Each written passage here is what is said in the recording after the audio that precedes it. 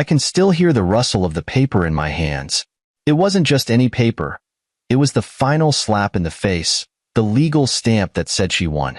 The court has granted Vanessa Campbell partial access, rights to the lakeside property. I read the sentence again, slower this time, hoping the meaning would somehow change if I stared hard enough. It didn't. I felt my fingers tightening around the letter, my knuckles turning white. My cabin. Not hers. Mine. The place I built from the ground up, every plank, every nail, every stone set with my own 2 hands. The place I spent years restoring while Vanessa was busy sipping cocktails in boutique restaurants, whispering sweet nothings into Ryan's ear. Oh yeah, Ryan. Her new husband. Her upgrade. The man she left me for while I was still sanding down the deck, dreaming of summer mornings with the woman I thought was mine. And now she was coming back. Not alone, no. That would have been too easy. She was bringing him. And their stepdaughter, Lila. Like they had some God-given right to waltz in and claim what I built. My phone buzzed on the counter. I already knew who it was before I checked. Vanessa. I stared at her name for a second before I swiped the message open. We'll be using the cabin this weekend. You can't do anything about it. Cry in court. I felt the rage rise in my throat like bile. I could practically see the smirk on her face. That smirk that once made me weak, made me forgive things I shouldn't have forgiven. The same one she flashed in court, like she was collecting trophies instead of destroying lives. My jaw clenched. She thought this was funny. She thought this was a game. I took a deep breath and looked around my kitchen. Everything felt too quiet, too still, too wrong. This wasn't how it was supposed to end. I was supposed to be free of her, not stuck playing landlord to my own damn home. I grabbed my keys. The cabin. I needed to see it. One last time before they infested it. The drive up was second nature to me. I knew every curve of the road, every tree that lined the path. I had spent years making this place my own, carving out a sanctuary in the woods. And now, I was being forced to share it with the woman who had torn my life apart. As I pulled up, the late afternoon sun hit the new windows I installed myself. The deck I rebuilt, board by board. The garden I planted, knowing she'd never care enough to touch the soil. All mine. And now theirs. The thought made my stomach twist. You're gripping that will like it owes you money. I turned to see Marcus walking up the path, hands shoved in his pockets. Marcus had been my best friend since college. The guy who had helped me haul lumber when my back gave out, who stayed up with me drinking whiskey the night Vanessa's lawyer served me divorce papers. He knew. He always knew. How bad was it? He asked, joining me on the front steps. I exhaled sharply, handing him the crumpled court letter. He scanned it quickly, then let out a low whistle. She really got the judge to sign off on this? Yeah. He shook his head. Damn. I laughed, but there was no humor in it. Oh, it gets better, I said, pulling out my phone. She sent me this. Marcus took the phone from me and read Vanessa's message. His lips curled in disgust. She really said cry in court? He shook his head again. What a piece of work. I ran a hand through my hair. I don't even think she wants the cabin. Not really. Marcus glanced up at me, raising an eyebrow. Then what does she want? To prove she can take it from me.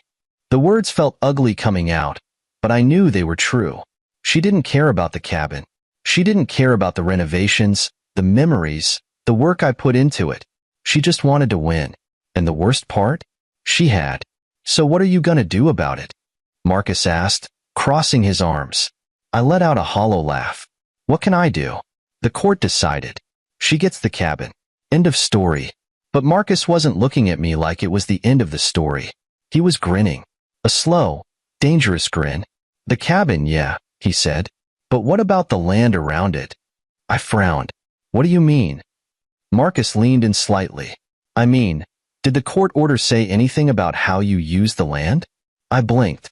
No. His grin widened. Then maybe it's time we start thinking a little bigger. I looked around, my eyes scanning the space beyond the cabin. The acres of untouched land, stretching far beyond Vanessa's precious little victory. For the first time since opening that damn letter, I felt something shift. Something dangerous. Something right. Vanessa thought she won. She had no idea what was coming next. Marcus's words sat in my chest like a lit match. I stared at the land surrounding the cabin. Acres of untapped potential, untouched power. The legal document Vanessa had waved in my face only granted her access to the cabin itself, not the land beyond it. And that meant she hadn't won it all. Marcus saw the shift in my expression and grinned, slapping me on the back. Oh yeah, that's the look I was waiting for. I turned to him, my mind already racing. We could expand, he finished, nodding. We could expand. Build something bigger than a damn weekend getaway. I exhaled sharply, pacing across the deck. The wind rustled through the trees, the smell of pine and lake water filling the air. This was mine. Every nail, every beam, every board. I had poured my soul into this place, and Vanessa had tried to rip it from my hands just to prove she could. She thought she had cornered me. She had no idea she had just pushed me into my next move. I turned back to Marcus. A men's retreat. His eyebrows lifted slightly. Go on. I started listing off ideas as they hit me, my pulse quickening. A real place, somewhere guys can come when they need to reset. Outdoor survival training, business mentorship, mental health workshops, leadership coaching. Everything society tells us to just figure out on our own. Marcus let out a low whistle, nodding. A sanctuary for men trying to build something for themselves. I like it. I nodded, feeling that fire spread through my chest. And the best part? He smirked. She can't do a damn thing to stop it. I pulled out my phone, already scanning my contacts. I knew people, contractors, business owners, mentors who owed me favors. If I moved fast enough, I could get permits secured before Vanessa even had time to throw a tantrum. Marcus pulled out his own phone. I know a guy who does zoning permits. Might be able to help you cut through the red tape. I nodded, feeling the first real rush of satisfaction in months. Call him. By the next morning, we had a game plan. Marcus had pulled some strings with a local zoning official. Turns out, since I owned 5 acres of land, I had the right to develop it however I saw fit. No legal loopholes. No court interference. Vanessa had won the cabin, but I was about to take the entire land around it. I spent the rest of the day making calls, sending emails, pulling every favor I had left. First, I reached out to Adam, an old friend from college who worked in construction. He ran his own crew and had experience in building retreats, lodges, and outdoor centers. The call was short. Dan, man, I haven't heard from you in years. Yeah, I know. I need a favor. Adam chuckled. What kind of favor?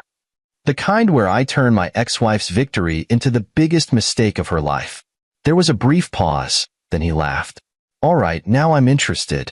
I filled him in on the plan, and by the time we hung up, he was on board.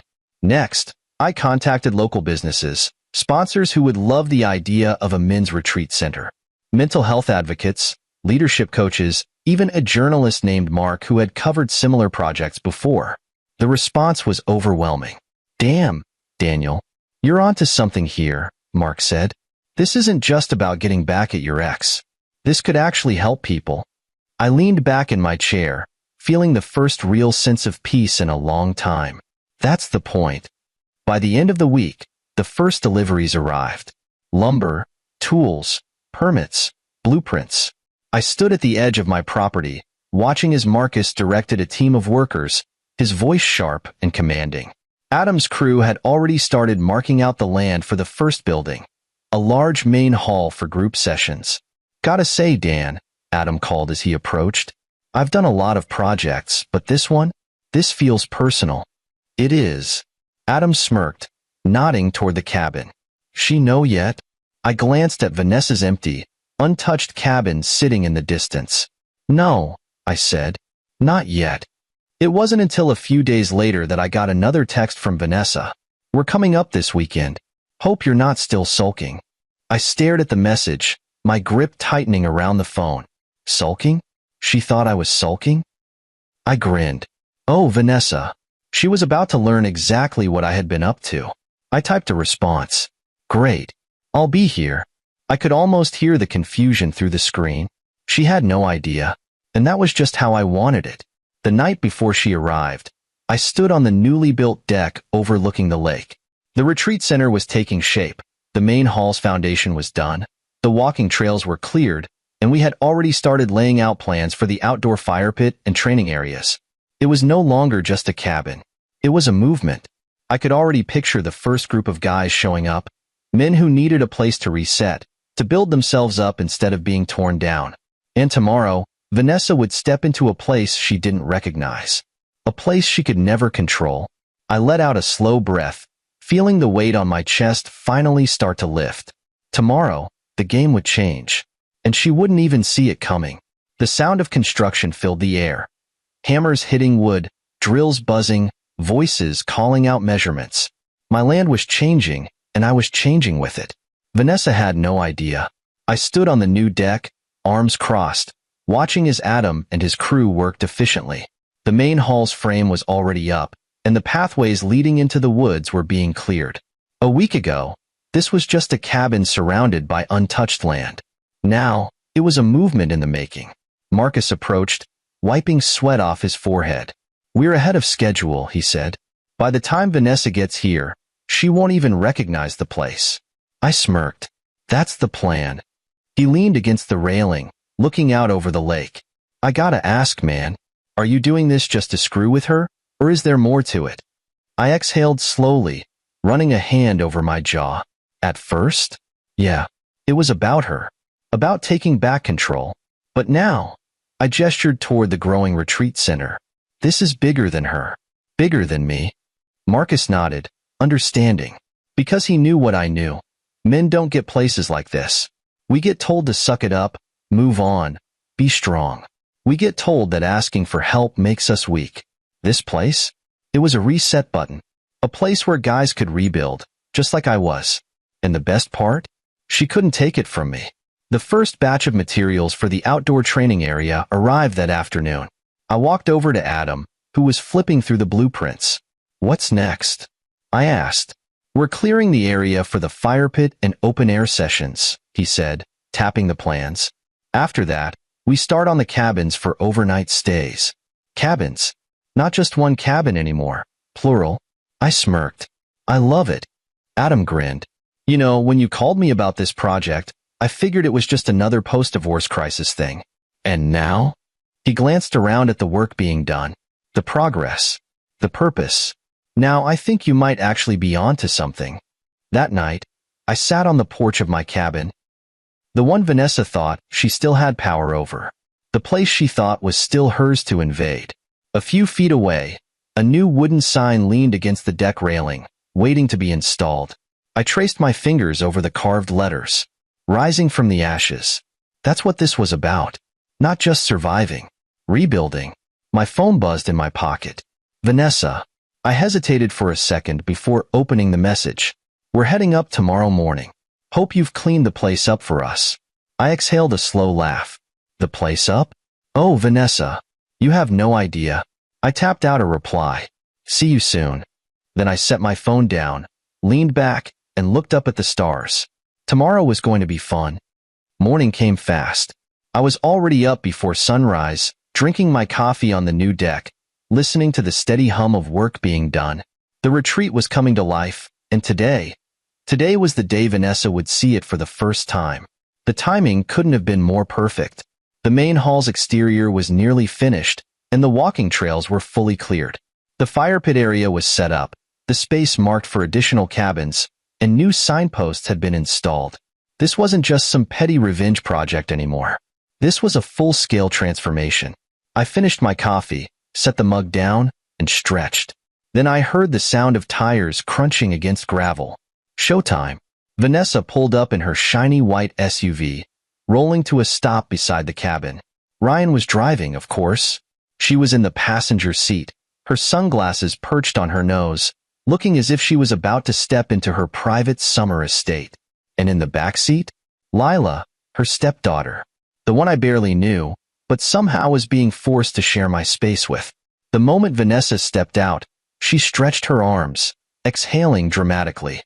"Ah, it feels so good to be back," she said, as if this place had ever meant anything to her. I didn't say anything. I just leaned against the railing, watching. She was so busy soaking in her own self-importance that she didn't immediately notice what had changed. but Ryan did. He stepped out of the car, squinting, his hands on his hips as he took in the wooden sign that now stood proudly at the entrance of the property. The Phoenix Retreat. His mouth tightened. He looked at Vanessa. Babe. That's when she finally noticed. And for the first time since the divorce, I saw something I hadn't seen in her before. Confusion. What is this? She asked, pulling off her sunglasses as she scanned the land. I didn't answer. I let her take it all in. The cleared trails. The marked cabins. The obvious presence of an actual retreat center taking shape around her. I could see the wheels turning in her head, trying to make sense of it. Finally, she snapped her gaze to me. Daniel. I raised an eyebrow. Vanessa. She gestured wildly. What the hell is going on? I smiled slowly, taking my time. What do you mean? She scoffed. What do I mean? What the hell is all this? She waved toward the construction crews, the banners, the signs, the workers unloading materials for the fire pit. I thought you were just moping around here, sulking over the court ruling. I chuckled. Moping? Oh no, Vanessa. I've been busy. Her lips pressed into a thin line. Doing what, exactly? I pushed off the railing, stepping closer. Building. I let the words sink in before I continued. This isn't just a cabin anymore. It's a retreat center. A men's sanctuary. A place where guys can rebuild their lives. Vanessa blinked, like I had just spoken a language she didn't understand. Ryan cleared his throat, adjusting his collar. You can't just do that. I turned to him, amused. Can't do what? He hesitated, as if trying to find the right words. You can't turn this place into a business. We have shared access to this land. No, I corrected, folding my arms. You have access to the cabin, not the land. Vanessa looked as if someone had slapped her. I pulled a rolled-up property map from my back pocket, unfurling it in front of them. The court ruling granted you partial access to this structure. I pointed at the tiny square on the map labeled cabin. But everything outside of that? All mine. Vanessa's face darkened. You did this on purpose. I tilted my head. Oh, you mean, you didn't think to check what you actually won? Her lips parted slightly. She hadn't. She had been so busy gloating over the court victory that she never stopped to consider what the fine print actually said. I watched the realization settle in. She hadn't stolen my home. She had locked herself inside of it. Lila, who had been quiet this entire time, finally spoke. This is actually really cool. Vanessa whipped around, eyes wide. Lila. But Lila wasn't paying attention to her. She was looking around with genuine curiosity. You're building an actual retreat? For men? She asked, her arms crossed. I nodded. That's the plan. She looked at the cleared trails, the signs leading to future cabins, workshops, and survival training areas. That's kind of awesome, she muttered. Vanessa snapped, No, it's not. Lila shrugged. Looks better than some stupid cabin in the woods. Ryan placed a hand on Vanessa's arm. Babe, let's just go inside. Vanessa turned back to me, her expression cold.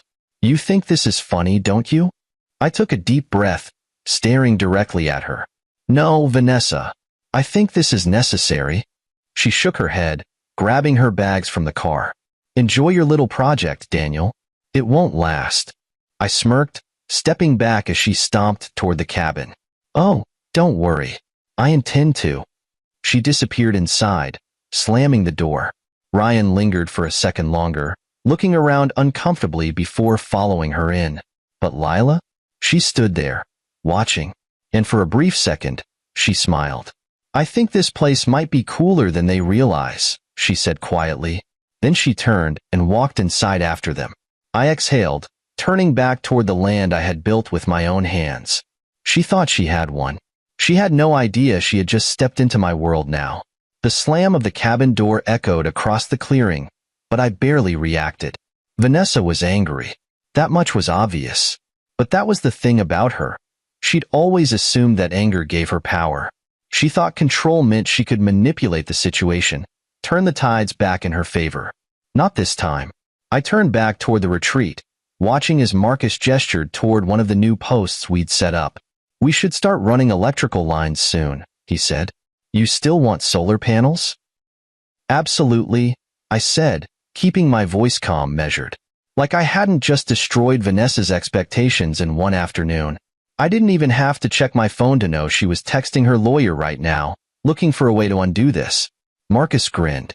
She's losing it, isn't she? Completely. And right on cue, the cabin door flew open again. I turned, watching Vanessa storm out, her phone still in her hand. Ryan followed behind her, less angry, more exhausted. We need to talk, she snapped. I took my time answering. About? She gestured around us, like that explained everything. This whole ridiculous project. You can't do this. I exhaled, shaking my head. You keep saying that, Vanessa, but you're not hearing me. I already did. Ryan, to his credit, actually seemed like he understood. He ran a hand through his hair.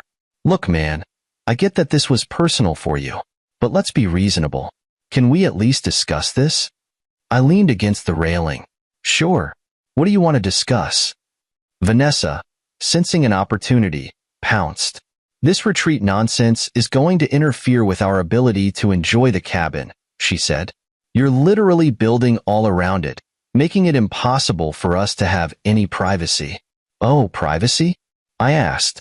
Like the kind I wanted when you took me to court and forced your way back into my space? Her jaw clenched. This isn't the same. No, I agreed. It's better. Her eyes flashed with fury. Ryan sighed. Come on, Daniel. Be practical. A full-on retreat center? Do you really think that's sustainable? I smirked. It's already funded. That made them both pause. Ryan blinked. What? I shrugged. We've got investors, sponsors, community support. Hell, we even have a journalist covering the story. Vanessa's expression twisted. You're telling me people actually want this? Oh yeah. I nodded toward the retreat, where workers were actively constructing new pathways and setting up spaces for outdoor workshops. See, Vanessa, the thing is, when you spend years trying to control everything around you, you forget that people can build something better when they're finally free.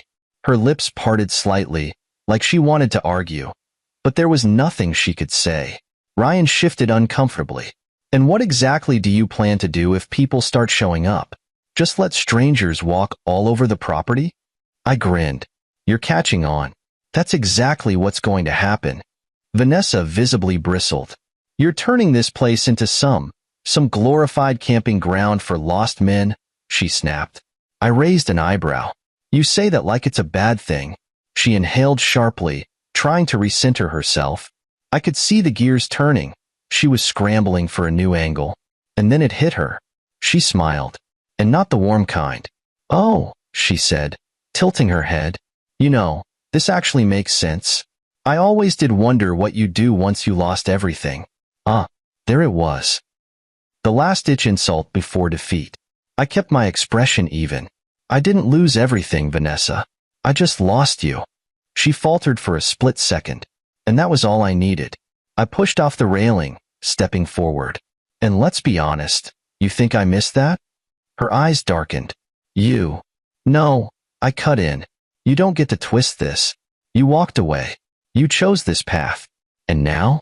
Now you get to sit inside that cabin and watch while I build something real.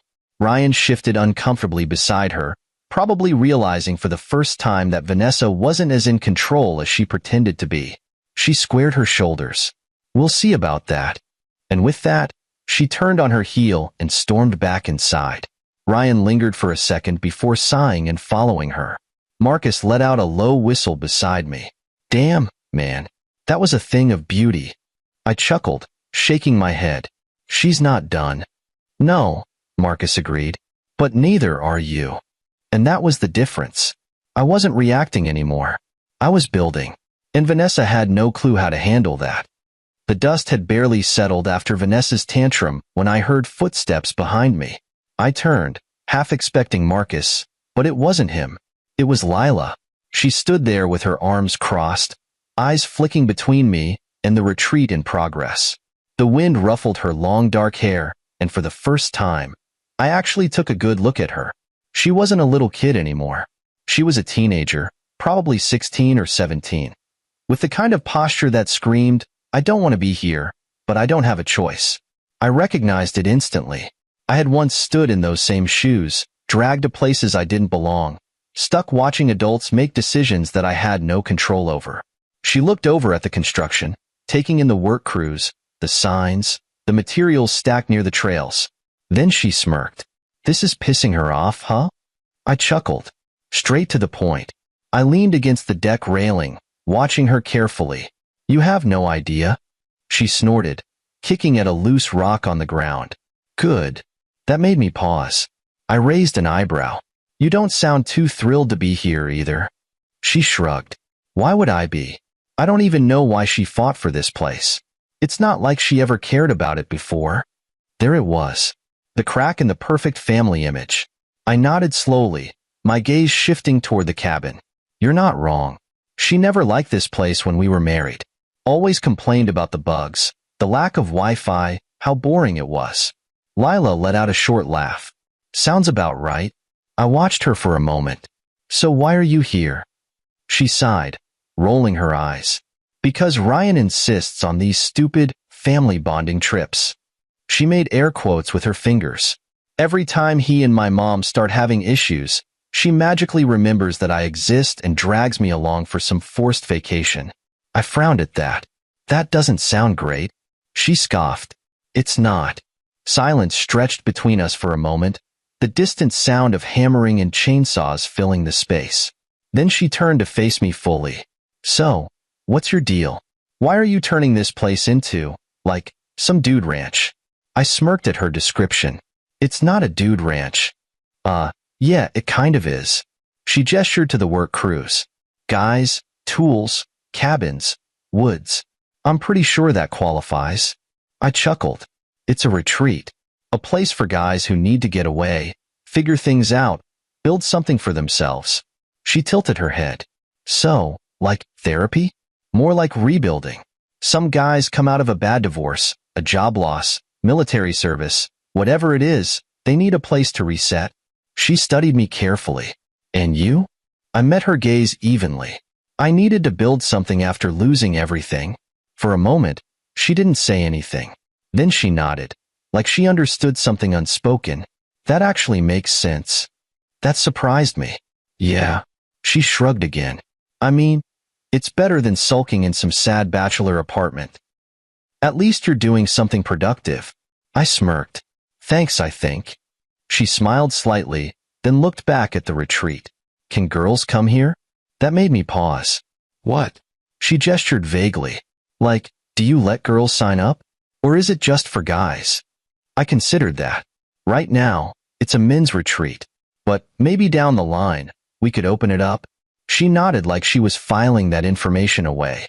Then, without warning, she asked, "Can I see the rest?" That took me off guard. "What, the retreat?" She nodded. "Yeah, I mean, I've got nothing better to do. And it's either this or sit in that cabin and listen to Ryan talk about his dumb investment portfolios." I laughed. "All right, fair enough." I gestured for her to follow me. "Come on, I'll give you the tour." As we walked, I pointed out different areas, the main hall, the fire pit, the trails that led into the woods where we planned to set up survival training. She asked questions, surprisingly thoughtful ones. "Are you gonna do classes? Like, actual workshops?" "Yeah. Business mentorship, survival skills, leadership training. Stuff schools don't teach you." "Are you gonna have a website?" "Working on it. You should let people sign up for stuff online. Like, have different package deals or something." I looked at her, impressed. "You sound like you've done this before." She shrugged. "Not really. But I take business classes. We had a project about startups last year. That caught my attention." "You're interested in business?" She hesitated. Then, quieter. "I want to go into design. Maybe start my own branding company." I raised an eyebrow. "So why business classes?" She sighed. "Because Ryan thinks I should do law. He says it's more stable." I didn't miss the way her shoulders tensed when she said it. I knew that feeling. That weight of expectations you don't want but feel forced to carry. I nodded. "That's a solid career, but doesn't sound like something you actually want." Her jaw clenched slightly. It's not. I stopped walking, turning to face her. Then don't do it. She blinked. What? I gestured toward the retreat around us. This place? This isn't what I was supposed to do either. I was supposed to keep a stable job, keep my marriage intact, keep up the perfect life. I shook my head. Didn't work out that way. So I stopped trying to meet expectations that weren't mine. She stared at me for a long moment. Then she smirked. You're kind of cool. You know that? I chuckled. Yeah, don't say that too loud. Might ruin my reputation. She laughed, then glanced down at her phone. Crap. I should probably get back before they realize I'm gone. I nodded. Yeah, don't want to start a war just yet. She started to walk away, but then hesitated. Then she turned back, a little uncertain.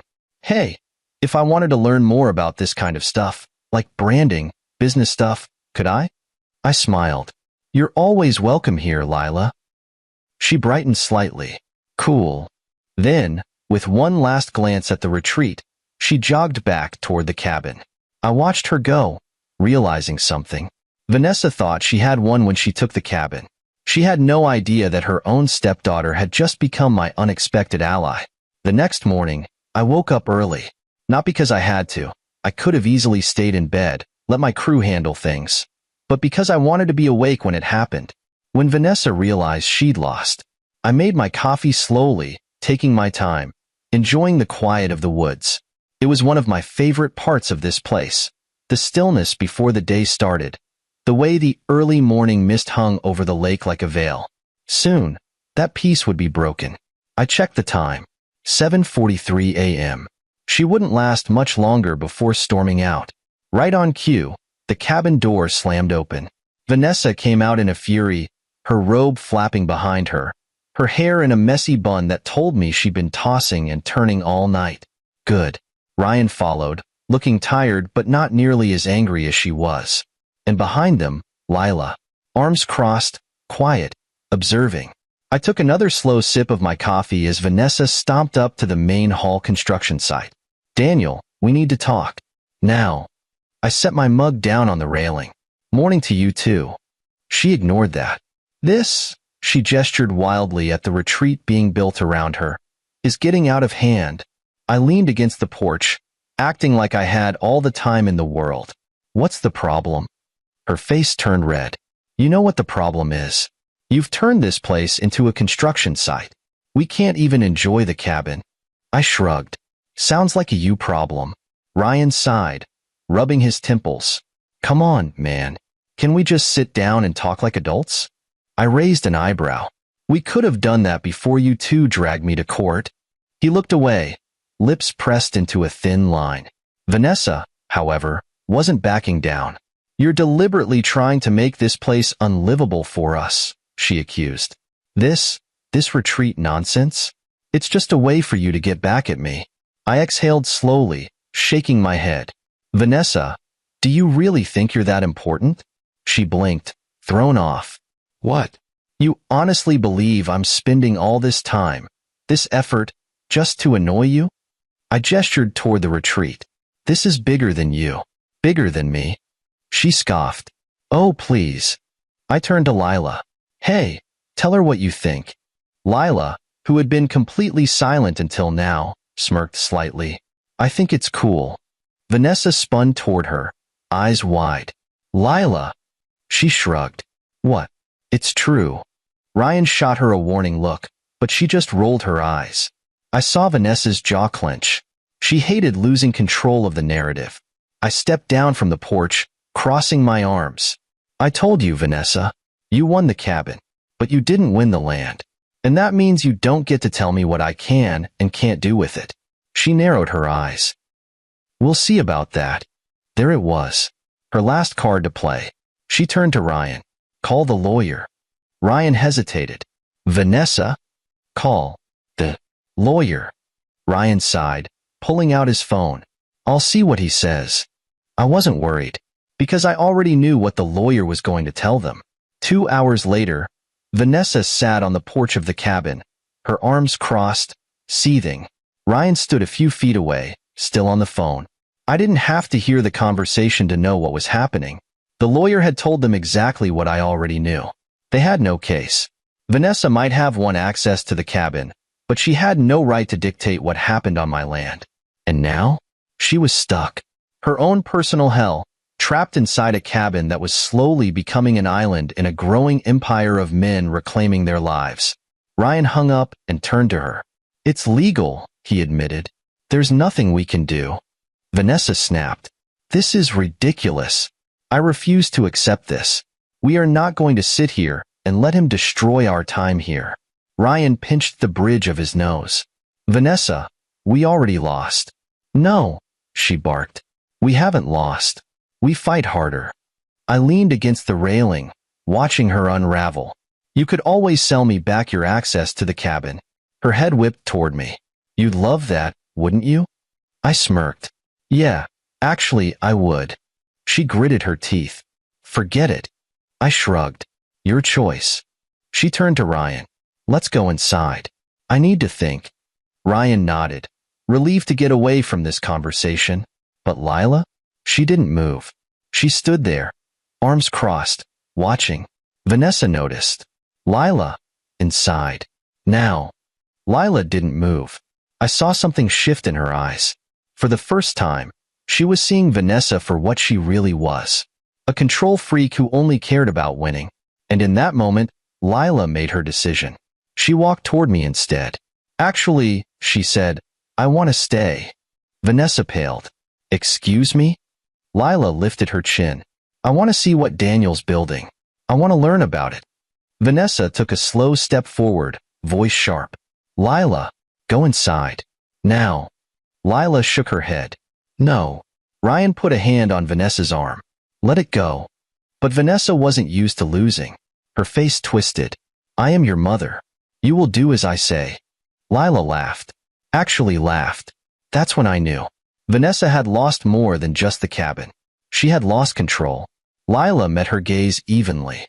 No, Mom. I'm gonna go see the retreat. Then she turned and walked toward me. I saw Vanessa's hands ball into fists, her face turning red. She opened her mouth to say something. Probably another threat. Another attempt to manipulate. But Ryan stopped her. Vanessa, he said, voice firm. Let it go. And for the first time in her life, Vanessa had no choice. She had to accept that she had lost. She stormed inside, slamming the door so hard that the windows rattled. Ryan sighed, running a hand down his face. Good luck, he muttered before following her inside. I turned to Lila. You sure about this? She smiled. Yeah, I think I want to be a part of this. And that's when I knew. Vanessa didn't just lose access to my land. She lost the one thing she thought she had full control over. Her own daughter. And I didn't have to lift a single finger. She did it to herself.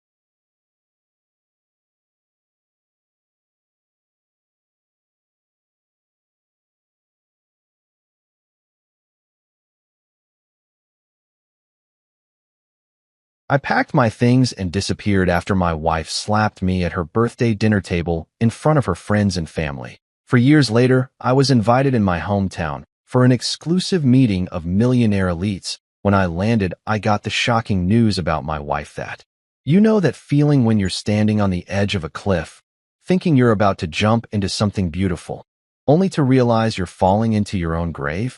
Yeah, that was me on March 15th, planning what I thought would be the perfect night for Delilah's 36th birthday. I'd been working on this thing for months, man. Not weeks, months. Every single detail had to be flawless because that's what Delilah deserved. Or at least that's what I kept telling myself while I was dropping serious cash on stuff that would probably bankrupt most normal people. The rooftop venue alone cost me $3,000, but it wasn't just any rooftop. This was the penthouse terrace at the Meridian, with floor-to-ceiling windows overlooking the whole city. You could see the river snaking through downtown, all those lights twinkling like diamonds scattered across black velvet. It was the kind of view that made people shut up and just stare, you know? The wine? Don't even get me started on the wine. I flew in cases of this French stuff. Chateau something or other that the wine guy swore was absolutely transcendent. Cost me $400 a bottle, and I bought enough to make sure everyone could get properly buzzed without us running out. I'm talking about the good stuff here, not some cheap grocery store wine that tastes like it was filtered through a gym sock. Then there was the quartet. Real musicians, not some college kids looking to make beer money. These guys had played at symphony halls and fancy weddings for celebrities whose names you'd definitely recognize. They set up in the corner with their instruments gleaming under the string lights I'd had installed specifically for this night. The violinist had this way of making his instrument sing that gave you chills, and when they played Delilah's favorite song, that old jazz number she always hummed in the shower, I swear I almost teared up thinking about how perfect her reaction was going to be. The cake was its own masterpiece. 3 tiers of this fancy Belgian chocolate stuff, custom designed with edible gold leaf, and these sugar flowers that looked so real you'd think someone had just picked them from a garden. The baker, this artsy woman who charged like she was Michelangelo or something, spent weeks getting the details just right. It was supposed to represent Delilah's journey, her love for art, her dreams of traveling, all that stuff she talked about when we'd stay up late planning our future together. I had everything mapped out like a military operation. The guests would arrive at 7, mingle with cocktails while watching the sunset paint the sky all those crazy colors. The quartet would start playing right as the last bit of daylight faded, creating this magical atmosphere that would make everyone feel like they were in some romantic movie.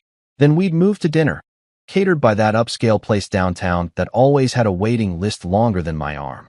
After that, the cake, the speeches, and hopefully Delilah looking at me like I was the greatest guy who ever lived. But life's got this twisted sense of humor, doesn't it? When the moment came for Delilah to give her thank you speech, I was standing there grinning like an idiot, waiting for her to mention how I'd pulled all this together.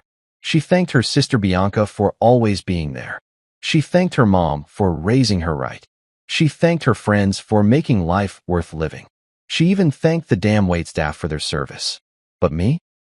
The guy who'd been planning this thing since Christmas, who'd stressed over every detail, who'd blown through his savings account to make her dreams come true for one night. Nothing. Not even a glance in my direction. That's when something inside me started to crack. Not break. Just crack, like when you drop a glass, but it doesn't shatter right away, just sits there with these hairline fractures running through it, waiting for the next hit to finish the job. You know what? Delilah said, her voice cutting through the music and conversation like a knife. There's something that's been bothering me all night. She was looking right at me now, but not in the way I'd been hoping for. Her eyes had that cold look I'd seen before, usually right before she was about to tear into someone for disappointing her. The whole vibe here feels off, like someone's trying too hard to impress people instead of just letting things happen naturally. I felt my stomach drop. Everyone was staring now, the conversations dying out one by one as people sensed drama brewing. The quartet kept playing, but it felt weird, like background music for a car crash. I mean, seriously, she continued, gesturing around at all the stuff I'd carefully arranged. This whole setup screams desperation. It's like someone watched too many movies and thought they could buy their way into being romantic. That's when she walked over to me, her heels clicking on the rooftop tiles like a countdown timer. I thought maybe she was going to whisper something, apologize for being harsh, tell me she was just overwhelmed by everything. Instead, she pulled back and slapped me so hard my ears rang. The sound echoed across the rooftop like a gunshot. Then came the laughter, not from everyone, but from enough people to make it feel like the whole world was pointing and laughing at the guy who'd tried too hard and failed spectacularly. Her sister Bianca had this smirk on her face like she'd been waiting for this moment all night. Her mom just shook her head with disappointment, like I was some kid who'd broken something valuable. I could have said something, could have defended myself, pointed out everything I'd done, made a scene right back. But what was the point? Standing there with my face burning and my pride in pieces, I realized something that probably should have been obvious way earlier. You can't make someone love you by throwing money at them, and you definitely can't fix a broken relationship with fancy parties. So I did the only thing that made sense. I straightened my jacket, looked around at all those faces staring at me like I was some kind of circus act, and walked away without saying a word. Not to Delilah, not to anyone. I just left my own girlfriend's birthday party like a ghost dissolving into the night. That same night, while she was probably still up there celebrating my humiliation, I packed everything that mattered into 2 suitcases, grabbed my external hard drives with all my work files, cleaned out my savings account, and drove out of town. I didn't leave a note, didn't make any dramatic goodbye calls. I just vanished from their lives like I'd never existed in the first place. Sometimes the best response to betrayal isn't revenge. It's disappearing so completely that they realize what they lost only after it's way too late to get it back. You ever just drive until you run out of gas, both literally and figuratively? That's exactly what I did. 3 days of white-knuckling the steering wheel, surviving on gas station coffee, and those nasty convenience store burritos that taste like cardboard wrapped in disappointment.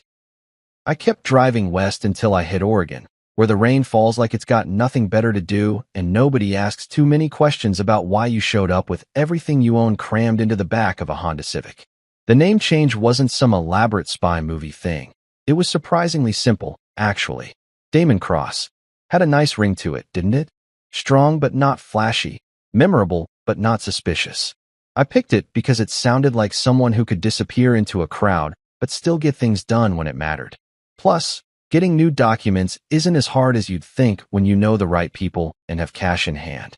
Turns out there's a whole underground economy of folks who specialize in helping people start over, no questions asked.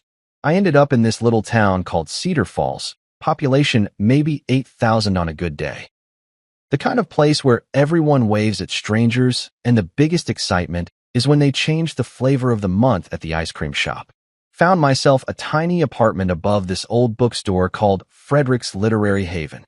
The place smelled like old paper and coffee, with creaky wooden floors that announced your every move. Frederick himself was this sweet old dude, probably pushing 70, with wild Einstein hair and glasses held together with electrical tape. Guy had more books crammed into that store than most libraries, stacked floor to ceiling in no particular order that made sense to anyone but him. He rented me the upstairs space for next to nothing, just $400 a month, utilities included. When I handed him the first month's rent in cash, he just nodded and said, "We all got our reasons for needing a fresh start, son. Long as you don't burn the place down or blast music after 10, we'll get along just fine." That man never asked me a single personal question in all the time I lived there. Not where I came from, not why I paid everything in cash, not why someone my age was content living above a dusty bookstore in the middle of nowhere. He'd just make me coffee in the mornings and recommend books he thought I'd like. Sometimes we'd sit on the front porch in the evenings, him reading his newspaper and me staring out at the mountains, both of us comfortable with the silence. But I wasn't planning on staying comfortable forever. See, I had this burning need to prove something, to myself, to Delilah, to everyone who'd laughed that night on the rooftop. During the day, I took whatever work I could find. Construction mostly. Roofing jobs that left my back screaming and my hands raw. Electrical work that required crawling through attics that felt like ovens in the summer. Moving jobs where I'd haul people's entire lives from one place to another, thinking about how I'd done the same thing with my own life. Except I was moving away from everything instead of towards something new. The work was hard, but it was honest, and more importantly, it was anonymous. Nobody cares about your backstory when you're up on a roof hammering shingles or running wire through walls. They just care that you show up on time, work hard, and don't steal their tools. I was good at all three, so word got around that Damon Cross was reliable. That meant steady work, steady money, and steady progress toward whatever the hell I was building. But the real work happened at night. After 10 hours of manual labor, when my muscles were screaming and most normal people would be crashing in front of the TV, I'd crack open my laptop and dive into the world I'd left behind. Finance, coding, digital marketing, all the stuff I'd dabbled in before but never taken seriously. Now it was my lifeline, my ticket to something bigger than just getting by. I started small, watching YouTube videos about cryptocurrency and reading every finance blog I could find. Lost my shirt on some stupid altcoin investment in month 3, dropped $2,000 on something called Moondoge that crashed harder than my relationship with Delilah. Got scammed by some fake trading platform that took another $1,500 before I realized what was happening. But you know what? Every failure taught me something. Every mistake made me smarter, more careful, more determined. By year 2, I wasn't just learning anymore, I was earning. Started flipping houses, buying these rundown properties that nobody wanted and turning them into something people would actually want to live in. Nothing fancy, just solid work that added value. I'd buy a place for $30,000, put in another $20,000 in materials and sweat equity, and sell it for $60,000. Simple math, steady profits. The crypto thing finally started paying off too, once I stopped chasing get-rich-quick schemes and started treating it like actual investing. Set up shell companies to keep everything clean and legal, diversified my portfolio, played the long game instead of trying to hit home runs every time. Turns out patience and discipline beat gambling every single time. By year 4, I was the silent partner behind 2 online consulting firms. Never showed my face, never used my real name, but I was the guy making the strategies that turned failing businesses into success stories. Companies would hire my firms to fix their marketing, streamline their operations, boost their profits. They'd never know that the mastermind behind their turnaround was some guy living above a bookstore in Oregon, but that was exactly how I wanted it. I didn't exist on paper anymore. Silas Ward was a ghost, a memory that probably only lived in Delilah's mind when she was feeling nostalgic or guilty. But Damon Cross? That guy was building something real, something that mattered, something that nobody could take away with a slap and some cruel laughter. For years of disappeared felt like a lifetime, but also like I was just getting started. You know that moment when you're cruising along, thinking you've finally got life figured out, and then the universe decides to remind you that you're not the one writing the script? That's exactly what happened on a Tuesday morning in March, for years after I'd vanished into thin air. I was sitting in Frederick's bookstore, nursing my second cup of coffee and reading some financial reports on my laptop, when he shuffled over with this weird look on his face. The old man had this stack of mail in his hands, but he was holding one envelope like it might explode if he breathed on it wrong. "This came for you," he said, setting it down on the table next to my coffee mug. "Came to the P.O. box, but there's something off about it." I looked at the envelope and immediately felt this cold sensation creep up my spine. The thing was expensive, thick, cream-colored paper that probably cost more per sheet than most people spend on lunch. My alias was written across the front in this perfect calligraphy that looked like it came from some fancy wedding invitation. But here's the thing that made my skin crawl. There was no return address. No postmark. No stamp. Nothing. How'd this get to the post office without a stamp? I asked Frederick, but he just shrugged and walked away, muttering something about how the postal service wasn't what it used to be. I sat there staring at this thing for probably 10 minutes, turning it over in my hands like I was handling evidence from a crime scene.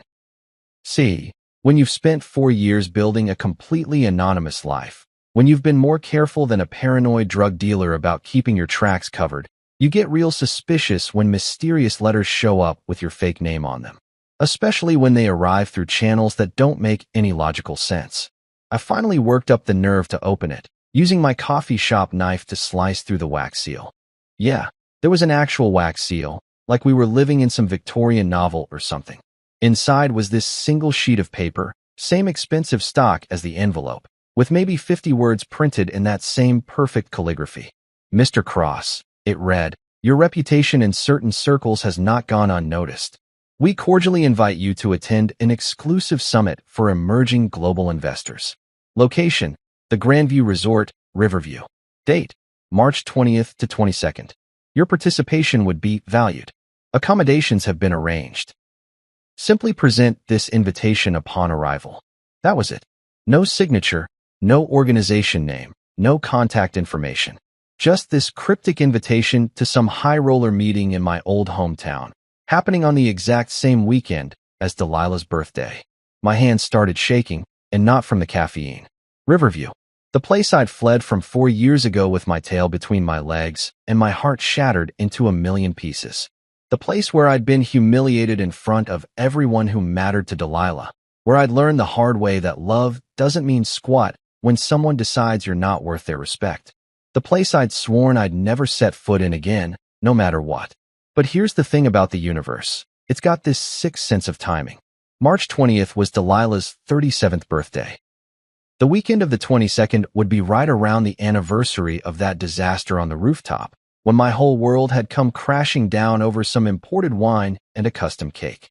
I read the invitation probably 20 times, looking for clues, trying to figure out who could possibly know about Damon Cross and his reputation in certain circles.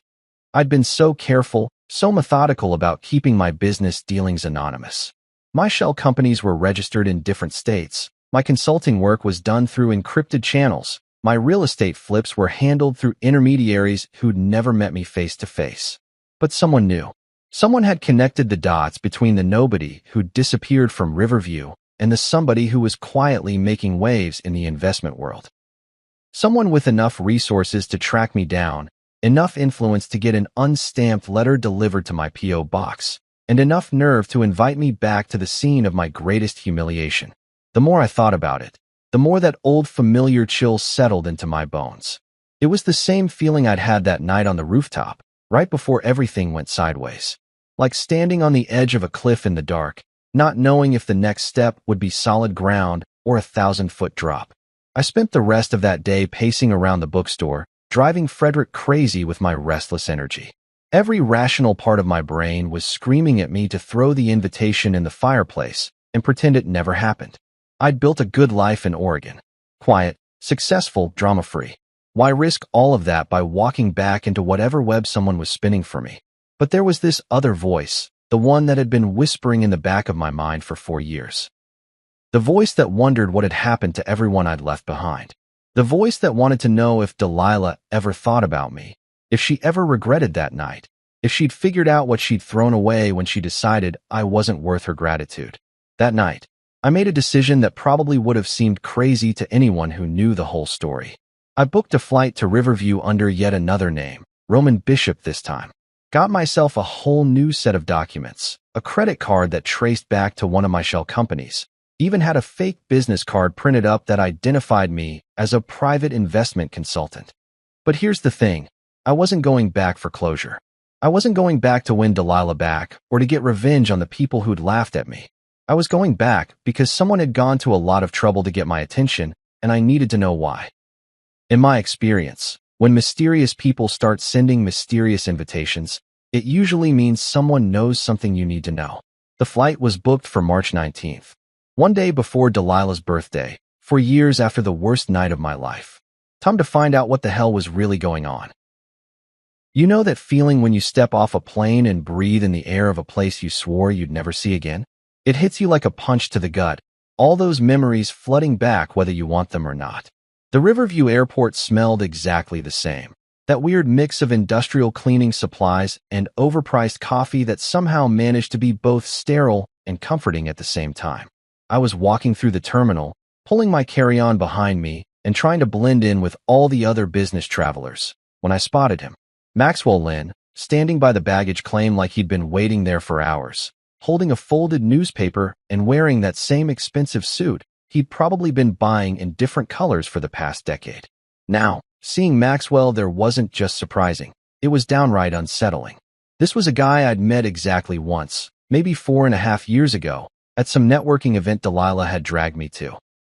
He was one of those smooth-talking investor types who made his money by convincing other people to give him their money, you know? The kind of guy who drives a BMW he can't really afford and name-drops celebrities he's never actually met. I remembered him because I tried to warn Delilah about him afterward. Told her the guy gave me bad vibes, that something about his whole operation seemed sketchy.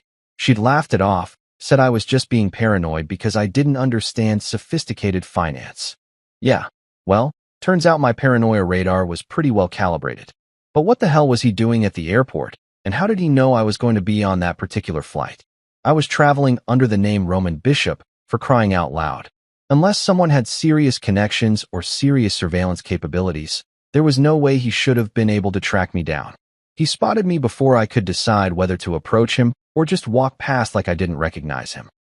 Our eyes met across the terminal, and he gave me this weird little nod before walking over with purpose. The guy looked older than I remembered, more gray in his hair, deeper lines around his eyes, like the past few years hadn't been particularly kind to him. Roman Bishop, he said when he got close enough, using my fake name like we were old buddies. Or should I say Damon Cross? Or maybe you prefer your original name, Silas Ward. My blood went cold. This guy knew all my identities, which meant either he was working for someone with serious resources, or he'd been tracking me a lot longer than I'd realized. I kept my face neutral, but inside I was running through escape routes and worst-case scenarios. I think you've got me confused with someone else, I said, but he just smiled and shook his head. Cut the crap, he said, pulling out that folded newspaper he'd been carrying. You need to see this. Trust me, you're going to want to sit down first. He handed me the paper. It was the Riverview Herald, dated just 2 days earlier. But it wasn't the date that made my knees go weak. It was the headline screaming across the front page in bold black letters. Local entrepreneur arrested in $7.6 million investor scam. And there, right below that headline, was a picture that made my stomach drop into my shoes. Delilah. My Delilah. Except she looked nothing like the confident, put-together woman who'd slapped me on that rooftop 4 years ago. This version of her was in handcuffs, being led away by federal agents. Her makeup smeared and her hair disheveled, like she'd been crying for hours. I stared at that picture for probably 30 seconds before I could even process the words underneath it. The article talked about how Delilah Ward and her business partner, some guy named Jeremy Kane, had been running a fake equity firm called Trinity Investment Solutions. They'd been taking money from investors, promising huge returns on some revolutionary tech startup that didn't actually exist. Classic Ponzi scheme stuff, except they'd gotten greedy and sloppy, and the whole thing had collapsed when too many people started asking for their money back at the same time. But here's the part that made my hands start shaking. According to the article, when the feds came knocking, Delilah had tried to pin the whole thing on his silent partner, who'd helped design the scam before disappearing with a chunk of the money. And the name she gave them? Silas Ward. Her ex-boyfriend, who'd mysteriously vanished years earlier. She's trying to frame you, Maxwell said, watching my face as I read through the article. Told investigators you were the mastermind, that you'd convinced her to start the fake company before cutting and running when things got hot. She's claiming you took $2 million with you when you disappeared. I felt like I was going to throw up. Took me about 6 months of digging to figure out that Delilah Ward is a world-class con artist who's been using your name and reputation to legitimize her scams. But the feds don't know that. They're looking for Silas Ward, and when they find him, they're going to arrest him for fraud, money laundering, and about a dozen other federal crimes. He pulled out his phone and showed me a picture of what looked like a federal wanted poster. There was my old driver's license photo, probably pulled from some DMV database, with wanted for questioning printed underneath it in official-looking letters. So here's the thing, Maxwell continued, putting his phone away. I didn't track you down to turn you in. I tracked you down because we both got screwed by the same person, and I figure maybe we can help each other out. You need to clear your name before the feds catch up to you, and I need to get my money back from that psychotic bitch who stole it. Standing there in that airport terminal, holding a newspaper with my ex-girlfriend's mugshot on the front page and listening to a guy I barely knew explain how my life was about to get turned upside down again, I realized something important. Disappearing hadn't been enough. Building a new life hadn't been enough. As long as Delilah Ward was still breathing, she was going to keep finding ways to poison everything I touched. Time to stop running and start fighting back. You know what they say about the best laid plans? Well, turns out 4 years of paranoid preparation actually pays off when your psycho ex-girlfriend tries to frame you for federal crimes. See, I'm the kind of guy who plans for worst-case scenarios, and getting blamed for someone else's criminal stupidity definitely qualified as a worst-case scenario. The moment I left Maxwell at that airport, I was already 3 steps ahead of whatever game Delilah thought she was playing.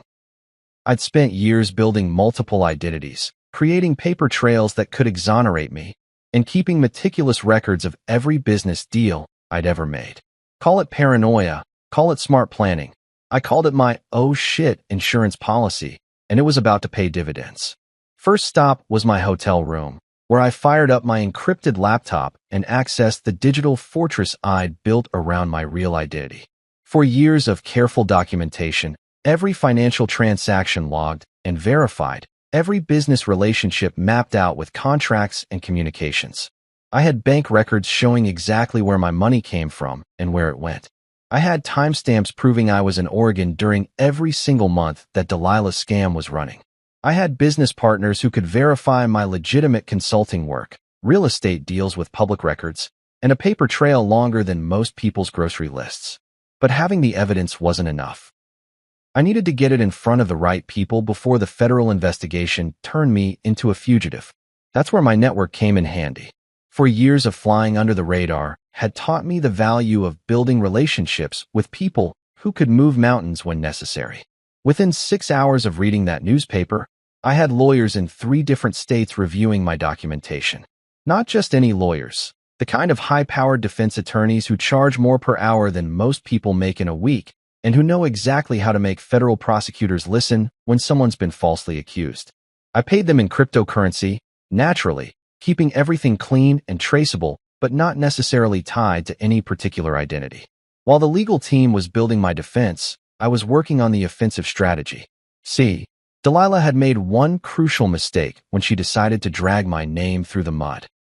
She'd underestimated exactly how connected I'd become in the 4 years since I'd disappeared. The anonymous consulting work I'd been doing hadn't just made me money, it had made me friends in very influential places. I reached out to contacts in the investment community, people who'd benefited from my strategies without ever knowing my real name. Turned out a lot of them were very interested to learn that the mysterious consultant who'd helped them make millions was the same guy getting falsely accused in the Riverview Herald. Amazing how quickly people are willing to provide character references when you've made them rich. But the real game changer was Ray Patel. She was this investigative reporter I'd helped out about 2 years earlier when she was working on a story about cryptocurrency fraud.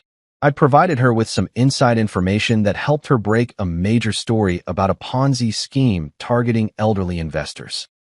She'd promised me a favor if I ever needed one, and brother, I was ready to cash in that favor. I called Ray from a burner phone, using a voice modulator app that made me sound like someone else entirely. Told her I had an exclusive story about the Delilah Ward case that would blow her mind. Within an hour, I'd sent her an encrypted file containing everything. The real timeline of my disappearance, documentation of my legitimate business activities, proof that I'd been building companies while Delilah was building scams, and most importantly, evidence that she'd been using my name and reputation to legitimize her con games long before the Fed showed up. Ray was a pit bull when she smelled a good story, and this story had everything. False accusations, corporate fraud, a mysterious businessman who'd built an empire while living under an assumed name, and a twisted ex-girlfriend trying to frame her innocent former lover for crimes he'd never committed. She worked around the clock for 36 hours straight, fact-checking every detail, interviewing sources, and building a narrative that would completely flip the script on the federal investigation. The article dropped online at exactly 6 a.m. on a Thursday morning, and by noon it was trending on every social media platform. The Ghost Builder, From Silence to Empire, read like something out of a thriller novel, except every word was backed up by documentation that would make any prosecutor think twice about pursuing charges. Ray had done more than just clear my name. She'd turned me into a folk hero.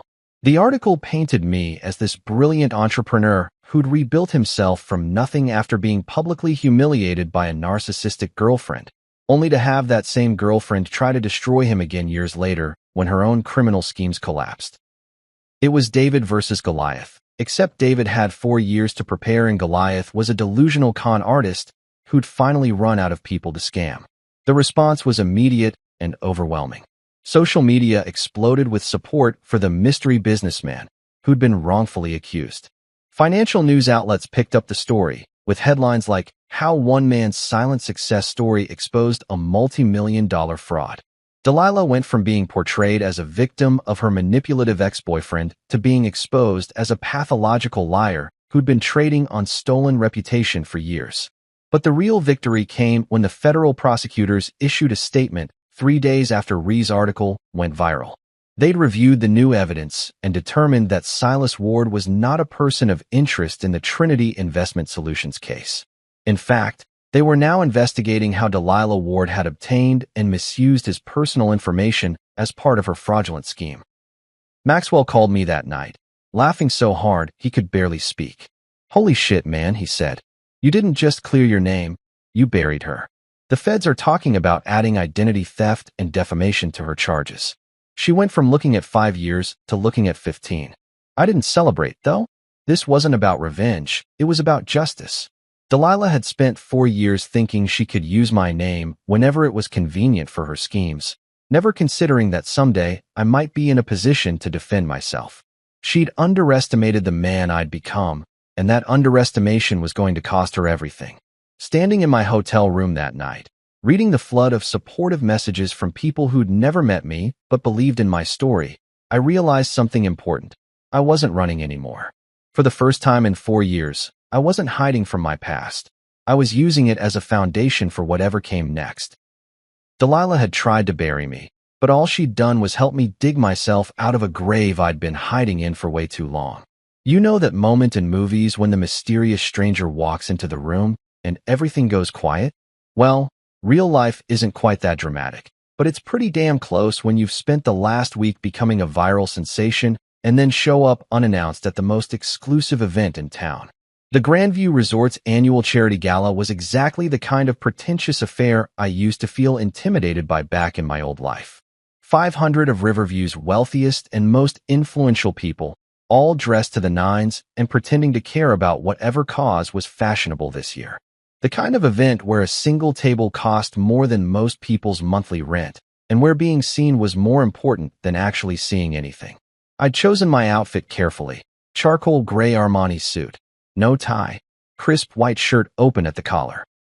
The platinum Rolex I'd bought myself after my first $1 million real estate flip caught the light perfectly as I handed my keys to the valet. I looked like money, but not the desperate, trying too hard kind of money I used to project. This was quiet confidence, the kind that comes from knowing you've earned every dollar and don't need to prove anything to anyone. Walking through those massive oak doors felt like stepping back in time. Except I wasn't the same man who'd left this world 4 years ago. That guy had been desperate for acceptance, hungry for validation, willing to bankrupt himself trying to impress people who didn't deserve his effort. This version of me? I was here because I wanted to be, not because I needed anything from anyone in that room. The main ballroom was exactly what you'd expect. Crystal chandeliers, marble floors, tables draped in white linen with centerpieces that probably cost more than most people's cars. The usual suspects were all there, working the room like it was their job.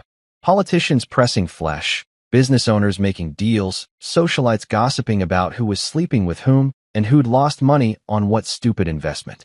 I didn't announce myself, didn't make a grand entrance, or try to command attention. I just moved through the crowd like smoke, present but not pushy, visible but not desperate to be seen. Amazing how differently people treat you when you're not trying to sell them something or beg for their approval. It took maybe 20 minutes before I spotted her.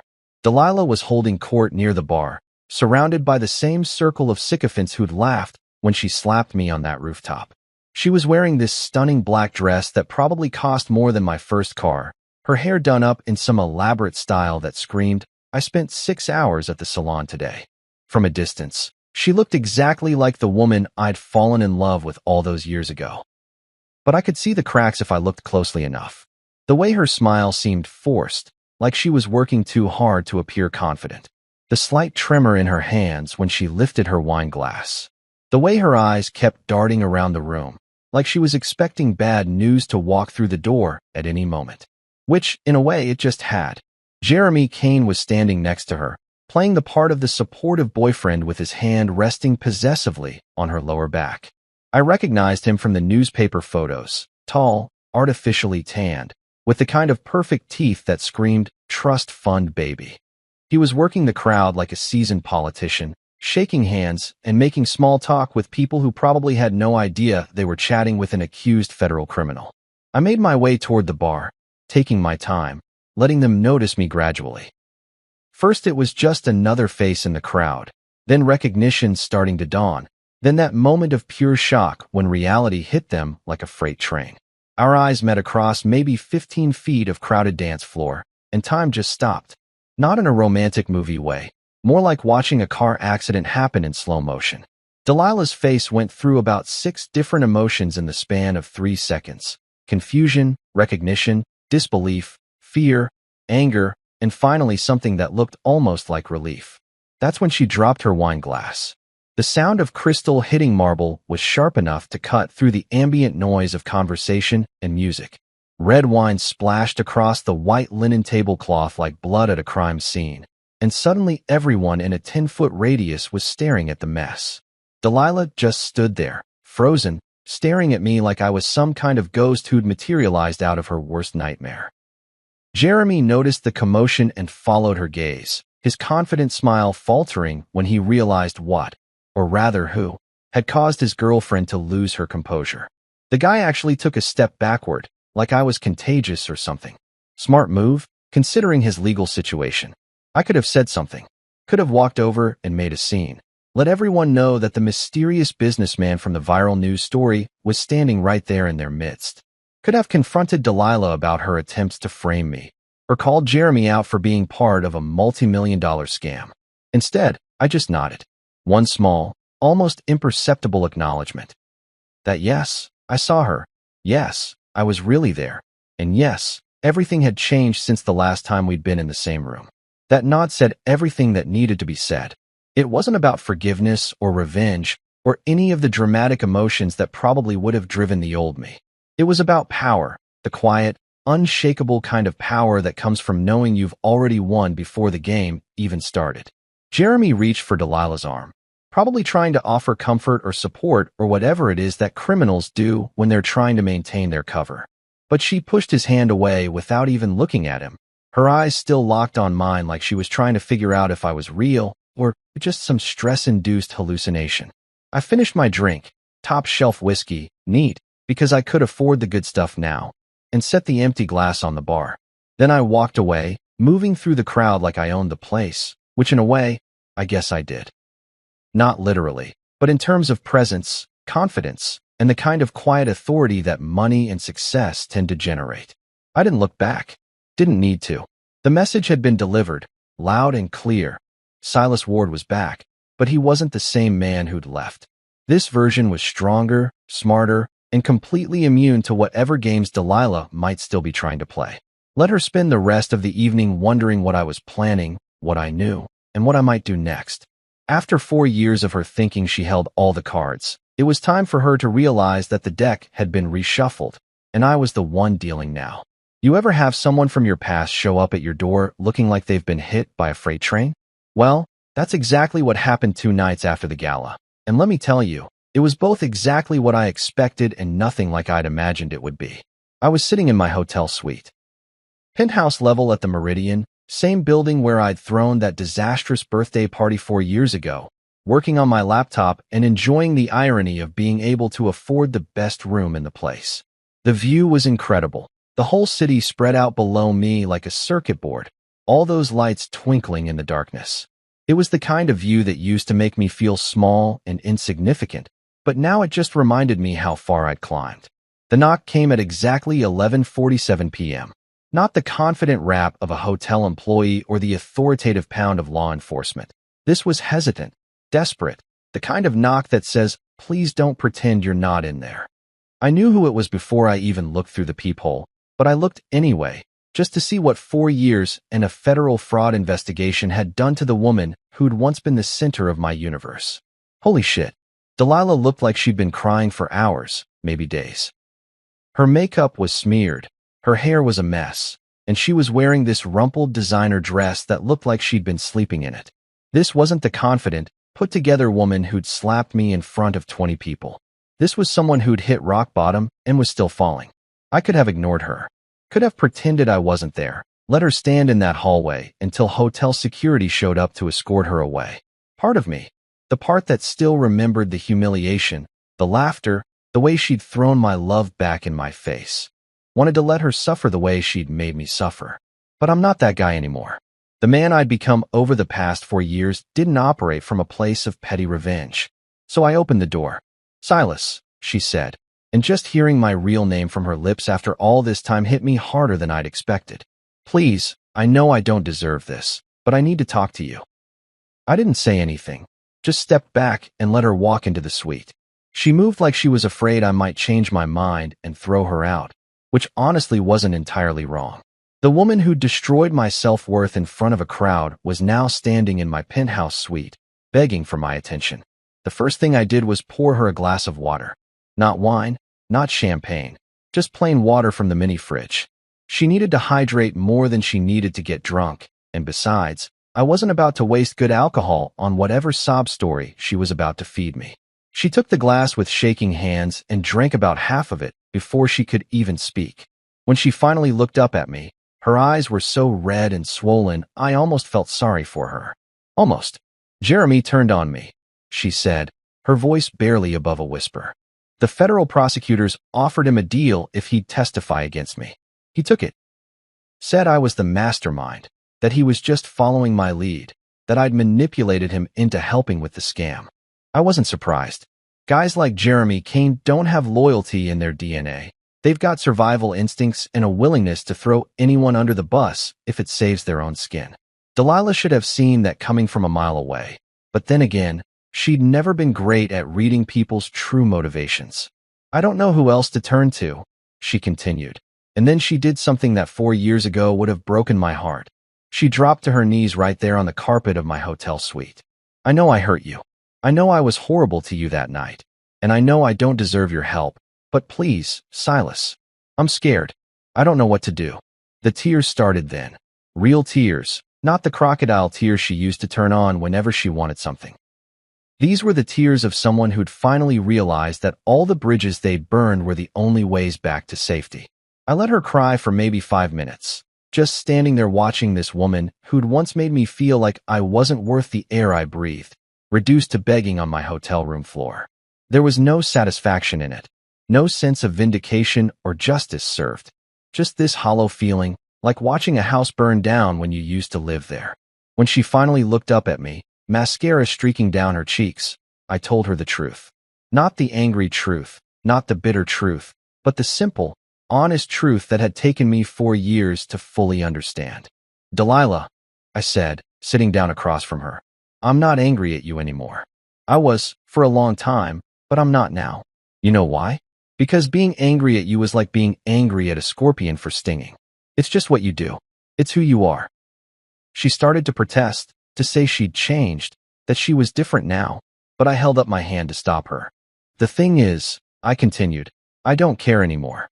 Not about your legal troubles, not about Jeremy, not about whatever mess you've gotten yourself into this time. You didn't just lose me when you slapped me that night. You lost access to me. And that's something you'll never get back." I could see the exact moment when she realized I meant it.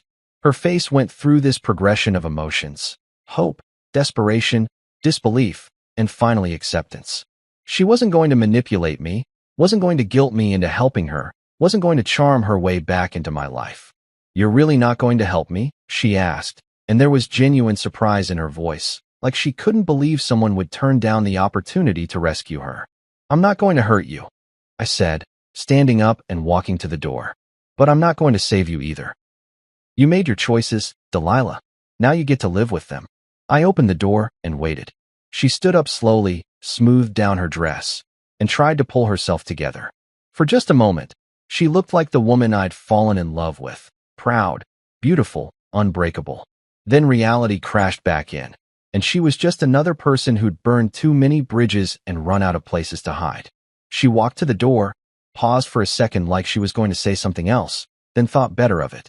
The last thing she said to me was, "I really did love you, you know. In my own way." "I know," I replied. But your way wasn't enough. She walked out without another word, and I closed the door behind her. I didn't watch her walk down the hallway, didn't wonder where she was going or what she'd do next. That chapter of my life was finally, completely closed. You know what they say about the best revenge being success?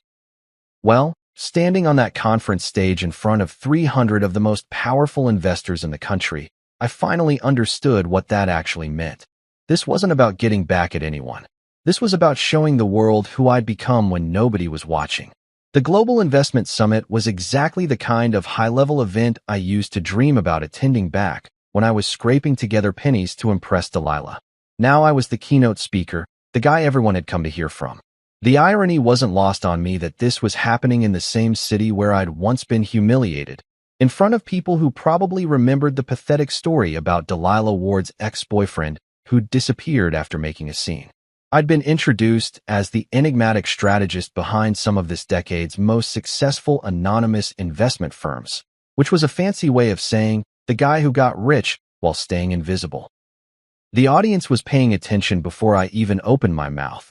Cell phones were tucked away, conversations had stopped, and every eye in that ballroom was focused on the stage. I started simple, no flashy opening or attention-grabbing gimmicks. Just me, a wireless mic, and the truth I'd learned over 4 years of rebuilding my life from scratch. 4 years ago, I said, letting my voice carry across the silent room, I disappeared. Not because I wanted to hide from the world, but because I needed to figure out who I was when nobody else was watching. When there was no audience to perform for, no approval to chase, no expectations to meet except my own. I could see people in the audience shifting forward in their seats. This wasn't the typical corporate motivational speech they were expecting. This was something more personal, more real. Most of you probably know the headlines by now, I continued.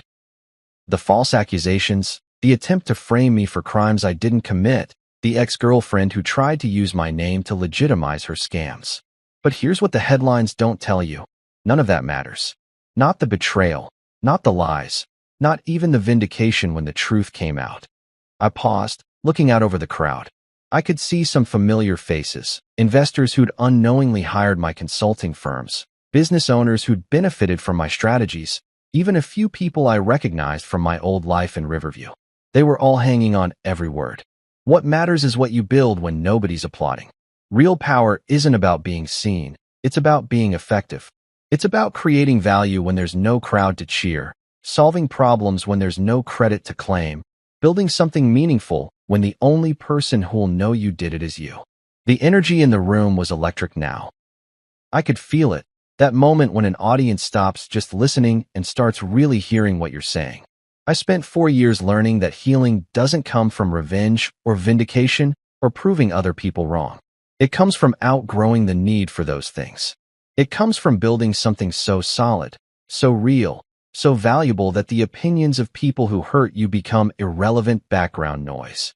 I talked about the construction jobs that taught me the value of honest work, the failed investments that taught me humility, the successful deals that taught me patience.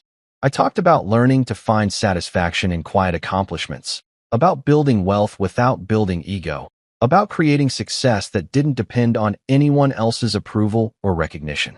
The woman who tried to frame me is facing federal charges not because I sought revenge, but because lies eventually collapse under their own weight. The partner who betrayed her did so not because I manipulated him, but because loyalty built on fraud isn't really loyalty at all. I didn't destroy their lives. They destroyed their own lives, and I just happened to be standing far enough away that the debris didn't hit me. By the time I reached my conclusion, the room was completely silent except for my voice. Success isn't about proving you were right all along. It's about becoming someone who doesn't need to prove anything to anyone, including yourself. I stepped back from the microphone, and for about 3 seconds, you could have heard a pin drop. Then the applause started, not polite conference applause, but the kind of sustained ovation that makes you understand why people chase public speaking as a career. But here's the thing, I didn't smile. I didn't wave or bow or do any of the theatrical stuff that speakers usually do. I just nodded once, the same way I'd nodded at Delilah in the gala, and walked off that stage with my head high. I could see Jeremy in the audience, sitting alone near the back, looking like he wished he could disappear into his chair. I could see some of Delilah's old friends, the ones who'd laughed when she slapped me, now looking at me with something that might have been respect or might have been fear. But I didn't stop to savor their discomfort. I'd said what I came to say, and now I was done. You know what's funny about courtrooms? They're supposed to be these intimidating places where justice gets served, but when you're sitting in the gallery watching someone you used to love get what they deserve, it just feels like watching a really sad movie that you already know the ending to. Delilah's trial lasted 3 weeks, and I showed up for exactly 1 day. The day her lawyer decided to throw a Hail Mary and try to pin everything on me. Again, some people never learn, I guess. She looked different in that defendant's chair. Smaller somehow, like the weight of her lies had finally crushed whatever was left of the confident woman who used to command every room she walked into. Her lawyer, some overpriced shark in a $1,000 suit, had obviously convinced her that playing the victim card was her only shot at avoiding serious prison time. "Your Honor," the guy said, gesturing dramatically toward where I was sitting, "my client was manipulated by a master manipulator. Silas Ward abandoned her when she needed him most, leaving her vulnerable to the influence of Jeremy Kane. The psychological trauma of that abandonment led directly to the poor decisions that brought us here today." I almost laughed. 4 years later, and she was still trying to make everything my fault. Still trying to convince people that her criminal behavior was somehow a result of my abandonment, like I'd forced her to steal $7.5 million from innocent investors. But Judge Morrison had already done his homework. The guy was in his 60s, with gray hair and the kind of no-nonsense attitude that comes from 20 years of listening to criminals make excuses for their behavior. "Counselor," he said, cutting off Delilah's lawyer mid-sentence, "Mr. Ward is not on trial here. He is not part of this case. The evidence clearly shows that he had no involvement in Trinity Investment Solutions, no knowledge of the fraudulent activity, and no contact with your client during the time period in question." That was it. The final nail in the coffin of Delilah's last desperate attempt to drag me down with her. The judge's words weren't just a legal ruling. They were an official declaration that I was innocent, that I'd never been anything but innocent, and that her attempts to frame me were exactly what they appeared to be, the desperate lies of a caught criminal. Jeremy had already flipped, of course. Took a plea deal that got him 5 years in exchange for testifying against Delilah. The guy couldn't get to the witness stand fast enough, spilling every detail about how she'd masterminded the whole thing, how she'd used my name and reputation to attract investors, how she'd convinced him that stealing millions was somehow justified because her ex-boyfriend had traumatized her. The jury deliberated for less than 6 hours. Guilty on all counts. 6 years in federal prison, plus restitution to the victims. I watched Delilah's face when the verdict came down, and for the first time since I'd known her, she looked genuinely shocked that her charm and manipulation hadn't saved her. I left the courthouse without talking to anyone, but apparently word got around that I'd been there. 3 months later, I got an email from Bianca, Delilah's sister. Subject line: "She still loves you." The message was short. "Delilah asked me to tell you she's sorry for everything. She says she still loves you and hopes someday you can forgive her. She's getting the help she needs now." I stared at that email for maybe 30 seconds, then deleted it without responding. Forgiveness wasn't something Delilah got to ask for through her sister. And love? Real love doesn't try to destroy the person it claims to care about when things get difficult. Some bridges, once burned, are meant to stay ashes. You know what real closure looks like? It's not dramatic confrontations or tearful reconciliations.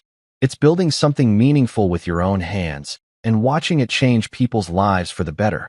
A year after Delilah's sentencing, I did something that would have seemed impossible to the broken man who'd fled Riverview with his tail between his legs. I came back home to build something permanent. The Ward Center for Resilient Youth wasn't some vanity project or guilt-driven charity case.